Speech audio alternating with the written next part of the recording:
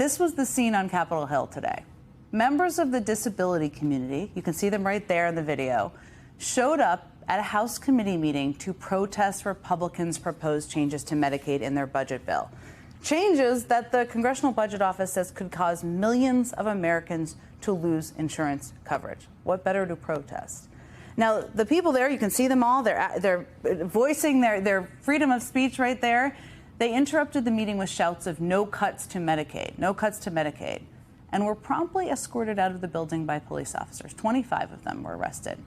And then, even after all that, Republicans went forward with their first step toward enacting those Medicaid cuts. And that all created what I would consider quite a split-screen moment today, because as those concerned citizens you just saw protesting in the House what the impact of Medicaid cuts would be on their lives and many of the lives of their friends and colleagues around the country, where was Donald Trump? Well, the President of the United States was nearly 7,000 miles away, sitting in a gilded palace surrounded by billionaires. Now, the stated reason for his visit to Saudi Arabia and his palling around with the crown prince, Mohammed bin Salman, also known as MBS, and a man perhaps best known for personally approving the murder of an American journalist, was to get them to invest in American businesses. Trump claimed at the outset of his trip that he was going to get the Saudis to invest a whopping $1 trillion in the U.S., which is a lot of money. But it turns out his math was pretty far off, because MBS said his country plans to invest $600 billion in the U.S., well short of Trump's $1 trillion figure. Still a lot of money, still a lot of money. But there are more wrinkles to it, because the New York Times looked into this and they noted neither the Trump numbers or the Saudi numbers are remotely even possible. Here's what they said. The figure Mr. Trump is seeking exceeds the value of all assets in the kingdom's hefty sovereign wealth fund, meaning there's no way they can come up with that money. One expert told the Times, quote, "I don't see how they get anywhere close to $600 billion, let alone $1 trillion. Okay, that's where we are with the math. Then that leads us to today. When Trump arrived in Saudi Arabia, he was met with big signs boasting that the Saudis would be investing $300 billion. You can see the sign right there. They literally made that signage in advance in the U.S. They made it, but they made it for the trip. Now, that is obviously quite a bit less. It's actually less than a third of what Trump originally said. Let's be honest. This is something we have come to expect, right, from Donald Trump. He loves to move the goalposts, and he's moved them constantly all the course of the time he's been in office, certainly during his first administration. Remember back in his first term, the Trump White House announced a controversial deal to sell $110 billion worth of weapons to Saudi Arabia, $110 billion. This was all right around the same time that the Saudi government brutally murdered and dismembered American journalist Jamal Khashoggi. And a lot of people, including even Republicans, did not want Trump to reward Saudi Arabia with this big arms deal. But the Trump administration went forward with it anyway, claiming the deal would potentially support tens of thousands of new jobs in the United States. And I will tell you, the phrase potentially supporting was doing a whole lot of heavy lifting in that sentence, because Trump boasted about this deal repeatedly. And every time he did, the numbers kept changing. Do you see a pattern here? I mean, they changed a lot in this case. Watch this. We're talking about over 40,000 jobs in the United States. It's 450,000 jobs. Who are we hurting? It's 500,000 jobs. $110 billion worth of work, which means 600,000 jobs. You're talking about over 1 million jobs. I mean, from 40,000 jobs to over 1 million jobs. That was in the span of just 7 months, by the way, all those clips. Now, in the end, Saudi Arabia didn't even purchase the whole $110 billion worth of weapons that Trump announced in the first place. In fact, they actually spent less money on American goods and services than they did during Barack Obama's second term. It was all kind of a big shell game. And that appears to be exactly what we're seeing this time around as well.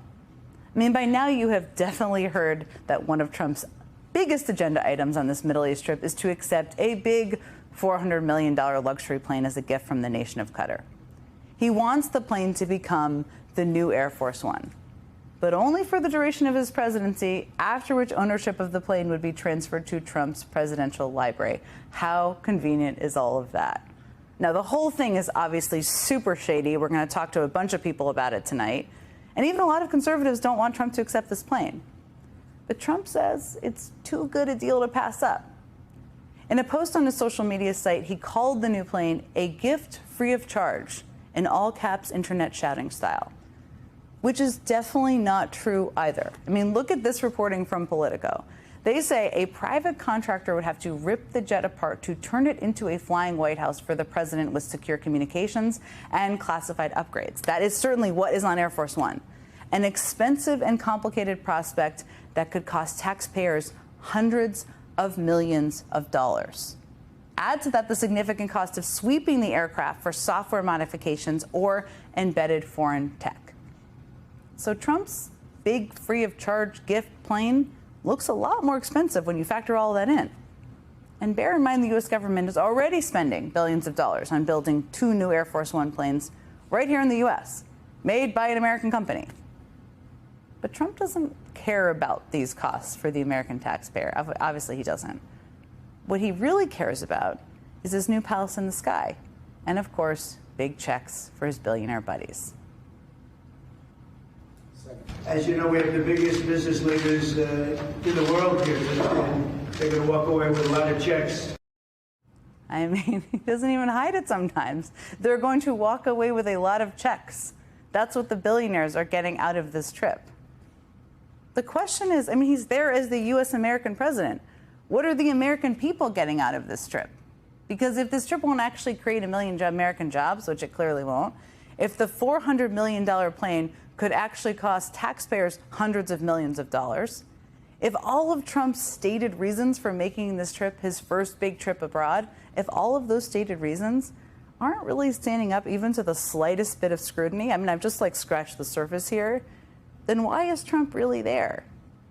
Well, for the same reason all those billionaires are there. Lots and lots of money. Not for the American taxpayer, but for Trump and his family directly. And remember, none of this is exactly new. I mean, do you remember how universally Trump was shunned after January 6th? Banks cut ties with Trump, social media companies kicked him off their platforms. Just to name a few companies: AT&T, Amazon, Best Buy, Marriott, Walmart, Airbnb, Disney, American Airlines, UPS, General Motors, Coca-Cola. The list of companies could go on and on that actively distanced themselves from Trump after January 6th. And there was one type of company, though, that shunned Trump in a way that really, really stung him. The Professional Golfers Association, the PGA. They cut ties with Trump. Remember this? The league canceled their championship at Trump's Bedminster Golf Club. Across the pond in England, their professional golf league dropped Trump as a potential host for their championship, which for the owner of a golf-centered real estate empire was a pretty big blow. Now, at the time, Trump owned 17 golf courses around the world, some of them reportedly charging 6 figures just for the honor of being initiated as a member. And while some of the price tag there came from people trying to gain access to the president, remember in January of 2021, gaining access to Trump wasn't exactly a hot ticket. But right now, as Trump's golf empire was losing, but right as it was losing its biggest draws, an entirely new league filled the void. This is Live Golf. When it launched in 2021, its slogan was "Golf but louder," which seems like who made that up in a room, I don't know, but that was its slogan. And while the PGA and the British League R&A were cutting ties with Trump, Live Golf was making lots of deals. They hosted a tournament at Trump's Golf Club in Bedminster, New Jersey, and another at Trump's Golf Club in Doral, Florida. The league used hundreds of millions of dollars to attract golf's top athletes and make those tournaments at Trump properties actually matter to sports fans. So who exactly was behind this brand new golf league that was saving Trump's golf empire and probably his ego? Well, the Saudi Sovereign Wealth Fund. Now, if you're wondering where you remember the Saudi Sovereign Wealth Fund from, you may be thinking of when that same fund gave Trump's son-in-law Jared Kushner's venture capital firm a cool $2 billion, just 6 months after Kushner himself left the White House. Nice work if you can get it, I guess. But if that wasn't enough, last year a real estate firm with deep ties to the Saudi Arabian government struck a deal for a new development project. literally for a Trump Tower Saudi Arabia. But of course, that is just some of the money that Trump and his family have received from one country on Trump's Middle East trip. That is just the money from Saudi Arabia, one stop. He's also set to visit Qatar and the UAE. Now, just last month, Trump's adult son, Eric Trump, flew to Qatar to sign a deal to build yet another Trump-branded golf course.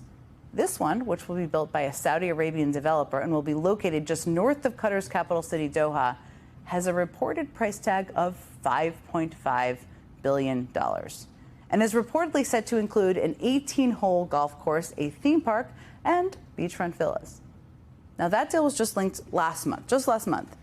And that, of course, comes on top of the $400 million plane Qatar is reportedly planning to gift Trump. We'll come back and talk about that more of the show for sure. So that's just some of what Trump is getting from Saudi Arabia and Qatar. But he has a third stop, too. What about the UAE? What is he getting from them?